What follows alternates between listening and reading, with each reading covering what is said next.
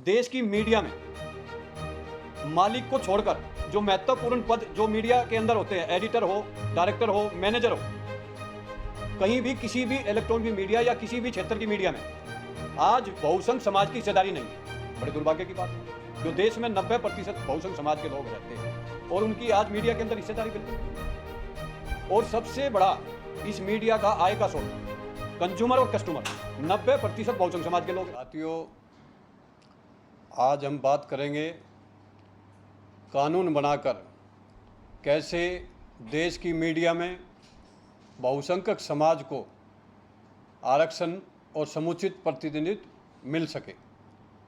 देखिए, देश का मीडिया चौथे स्तंभ के रूप में जाना जाता है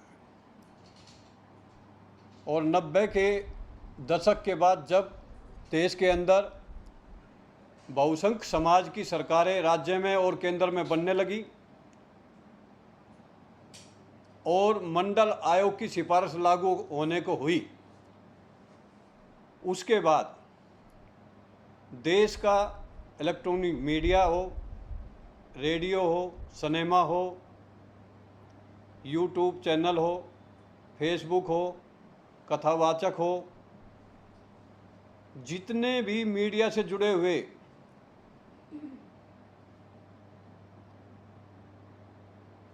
वो सब के सब प्राइवेट सेक्टर में लाया गया और मीडिया घरानों को लगभग हर वर्ष सालाना 1 लाख करोड़ रुपए सरकारी खजाने से दिया जाता है। कैसे? देश के सरकारी ठेकों के लिए सरकारी खजाने से 60 लाख करोड़ रुपया, जीडीपी से भी 20% ज़्यादा, क्योंकि ये केंद्र सरकार के जीडीपी के साथ साथ पूरे भारत के राज्यों के जीडीपी के लगाकर 60 लाख करोड़ रुपए का सरकारी ठेकों में पैसा दिया जाता है। और जो हर वर्ष सालाना सरकारी विज्ञापन में, सरकारी उद्घाटन में और सरकारी बड़े बड़े होर्डिंग, सरकार के विकास के होर्डिंगों को 1 लाख सालाना रुपया मीडिया घराने को जाता है। देखिए, आज आज़ादी से लेकर आज तक देश की मीडिया में मालिक को छोड़कर जो महत्वपूर्ण पद जो मीडिया के अंदर होते हैं, एडिटर हो, डायरेक्टर हो, मैनेजर हो, कहीं भी किसी भी इलेक्ट्रॉनिक मीडिया या किसी भी क्षेत्र की मीडिया में आज बहुसंख्यक समाज की हिस्सेदारी नहीं है। बड़े दुर्भाग्य की बात है। जो देश में 90% बहुसंख्यक समाज के लोग रहते हैं और उनकी आज मीडिया के अंदर हिस्सेदारी बिल्कुल भी नहीं। और सबसे बड़ा इस मीडिया का आय का स्रोत कंज्यूमर और कस्टमर 90% बहुसंख्यक समाज के लोग हैं।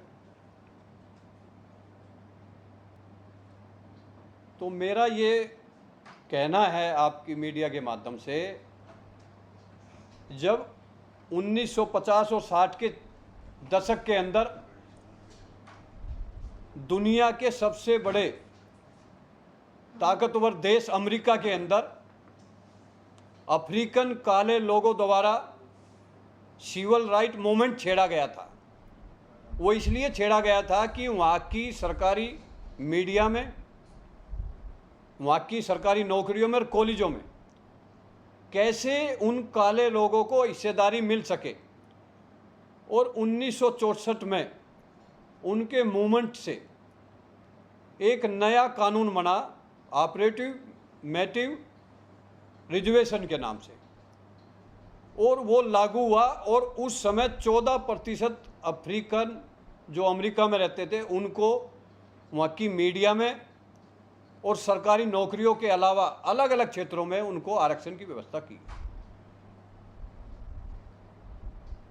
तो हमारा इस देश की वर्तमान सरकार से ये अनुरोध है कि जब अमेरिका जैसे देश में 14% काले लोगों का आंदोलन कामयाब हो सकता है, नया कानून बनकर उनको मीडिया में आरक्षण मिल सकता है, तो भारत के बहुसंघ समाज को भी मीडिया में समुचित प्रतिनिधि दिया जाए। और अगर ऐसा सरकार नहीं करती है तो बहुसंघ समाज के लोगों को रोड पर उतरना पड़ेगा। और उसके लिए अब मैं उदाहरण के तौर पे बताना चाहता हूँ, चाहे वो मंडल आयोग की सिफारिश का आंदोलन हो, 27% आरक्षण लागू हुआ, चाहे वो 2 अप्रैल SC/ST एक्ट का मामला हो, भारत बंद हुआ, वापस लिया गया, किसान आंदोलन 13 महीने चला, वापस लिया गया। ऐसे ही अनेकों आंदोलन हुए जिनकी वजह से देश में नए कानून बने और हक अधिकार मिला। तो मैं ये कहना चाहता हूँ सरकार से कि बहुसंघ समाज को मीडिया के अंदर हिस्सेदारी दी जाए, और अगर नहीं देती है तो बहुसंघ समाज के लोगों को एकजुट होकर, सबको साथ लेकर एक बड़ा आंदोलन करने की ज़रूरत है, ताकि देश में मीडिया घरानों में आपकी हिस्सेदारी हो सके। जो बहुसंघ समाज की कंपनीज और जो फर्में जो सरकारी ठेके ले सकती है मीडिया क्षेत्र में, उनको मीडिया के अंदर ठेका मिले और वो देश को विकास की तरफ और समानता की तरफ और मजबूत होकर मीडिया में भी हिस्सेदारी मिल सके।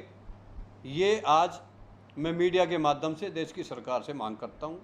और अगर ऐसा नहीं होता है तो हम लोग रोड पर उतरकर अपनी हिस्सेदारी के लिए आंदोलन करने पर मजबूर होंगे और वोट का बहिष्कार भी कर सकते हैं अगर हमारा मीडिया के अंदर बहुसंघ समाज को हिस्सेदारी नहीं मिली। लेटेस्ट अपडेट पाने के लिए हमारे चैनल क्लाउड न्यूज़ को अभी लाइक करें, सब्सक्राइब करें और बेल आइकन दबाना बिल्कुल ना भूलें।